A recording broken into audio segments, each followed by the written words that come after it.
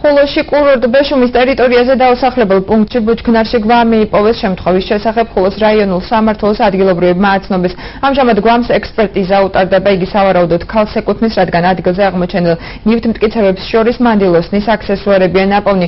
ხალვაჩორის რაიონული სამმართველოს გამომძიებლის ლაშა კლდიაშვილის განცხადებით, გვამის ამოცნობა გაჭირდა. გამოძიების ინფორმაციით ადგილზე ასევე აღმოჩენილია 100 რუსული რუბლი და ქალის სამაჯური. გარდაცვლილს თან არ ჰქონდა პირადობის დამადასტურებელი დოკუმენტი, ამ ეტაპზე მისი ვინაობა ისევ უცნობი რჩება.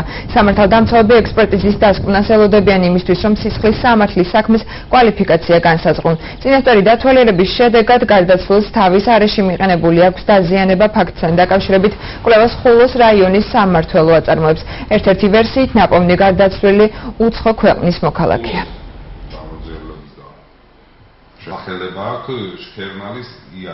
გადაყვანილი იქნა ექსპერტიზა სასამართლო დასკვისგაცემა, სავარაუდოდ ხოლო კვალიფიკაცია.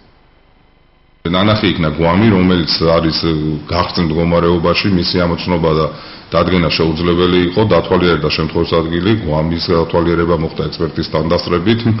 შემთხვევის ადგილზე ნანახი იქნა უშუალოდ გვამის ჯიბეში ჰქონდა 100 ლარი რუსული კუპიურა.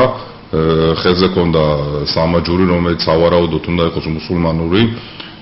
გვამის ამოცნობა ამ ეტაპზე ვერ მოხერხდა, ვინაიდან არის კიდევ ერთხელ აღნიშნავ ისეთ მდგომარეობაში, რომ გარეგნულად მისი ამოცნობა შეუძლებელია. რაიმე დამადასტურებელი დოკუმენტაცია არ იქნა ნანახი.